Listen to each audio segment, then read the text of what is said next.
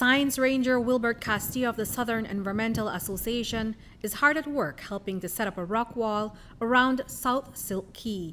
He and his co-workers have set up a partial boundary to hold back some of the waves from crashing into the quay. I used to hear about the Silk Cayes back when I was a child, and sad enough, when I got the chance to see it, it was a little bit larger than this. So I would like to see it in its original shape and form, how it once was. South Silk Caye is one of the 3 silk quays located just off the coast of Placencia. These small quays form a part of the Gladden Spit and Silk Cayes Marine Reserve. It is a popular tourist site and it generates revenue for the country as well as for the co-manager sea to do its conservation work. But over the last 10 years, the sea has been eating away at these quays. For the past 5 years or so, South Silk Caye has been eroding at a rapid rate. With just a strip of landmass left, gulls and hermit crabs now have to compete with visitors for the use of this quay. I've seen many changes. I've seen the island change its shape with the weather condition in terms of the wind. I've seen the solid portion of the island being eroded during the rough weather. And I've also seen the loss of coconut trees. For example, one coconut tree might not sound like a lot to you, but on the Silk Cayes, one coconut tree does a lot to hold the land together. It lowers the carrying capacity of the island. We can't hold as much guests as we would like to.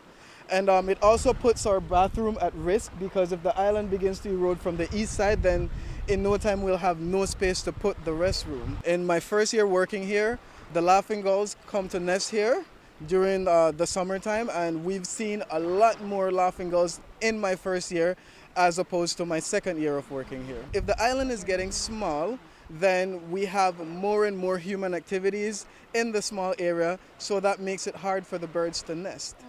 Fisherman and seaweed farmer Lowell Japs Godfrey knows the value of the site.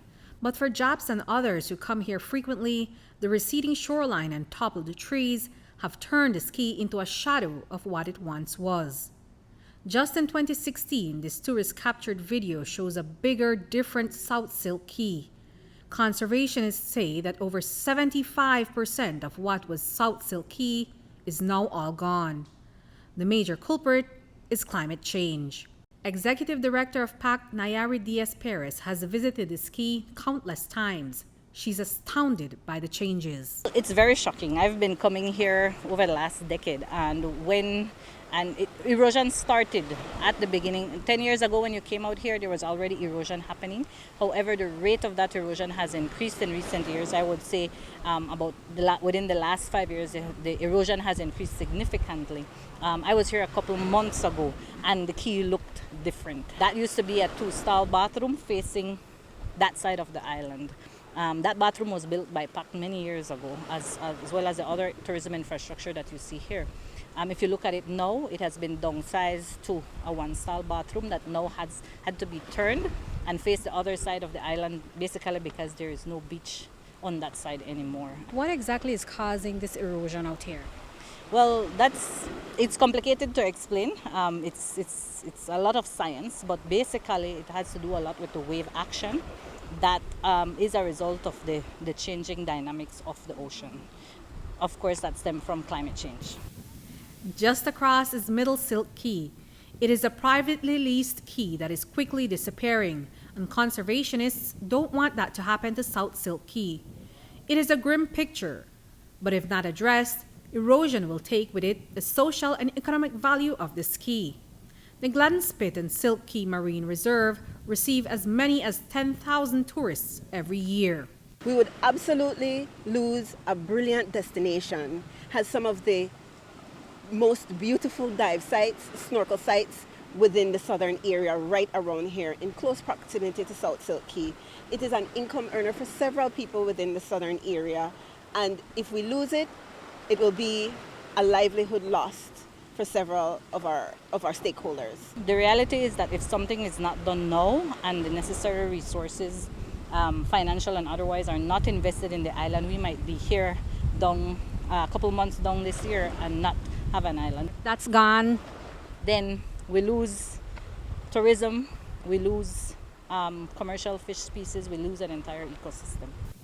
For the past few years, conservationists have been working to prevent that from happening here at South Silk Caye. Pact and Sea have been erecting this rock wall to keep the waves from washing away the quay, and they say they've seen some positive results. But a lot more work needs to be done before they can reclaim South Silk Caye. So to fund the works, on Tuesday, Pact and Sea signed an agreement with Getch Foundation. Over the next 2 years, the foundation will be investing almost $1 million Belize in southern Belize. A big part of that funding will be used to construct a submerged wall that is designed to break up incoming waves and capture sand. The funding will help to counter erosion and rebuild South Silk Caye to improve visitors' experience. In the initial stages, what have been the preliminary findings is that we can build a rock wall up to about 5 feet high, and that is going to allow a lot of the sand that to come back. If you look around the island, you will see that the sand is spread out, so it really has not disappeared, and so we're going to put measures in place to try and retain the sand to build back the beach. They're very simple. It's not a complex system to build these walls. It doesn't require expensive technology or hardware. It's as simple. You can see these are simple rock walls built with dead coral and rocks around the island. It's but extremely effective in regrowing the sand banks on these islands. So we love the work that is being done specifically with rock walls, because you can see it in a matter of years. You can see how quickly your work that you put into it brings results. We have over 11,000 that come to visit every year, and it's hard for them to be able to have a good experience if they can't sit down and have a beach day, or can't sit down and eat their lunch because there's so many people coming onto the island at one time. So expanding the island is absolutely going to be useful for us. The project will start with an erosion study within the next month, after which they will get clearances for the works to take place within the marine reserve. And once that is complete, the land reclamation process starts to rescue South Silk Caye. Reporting for News 5, I'm Andrea Polanco.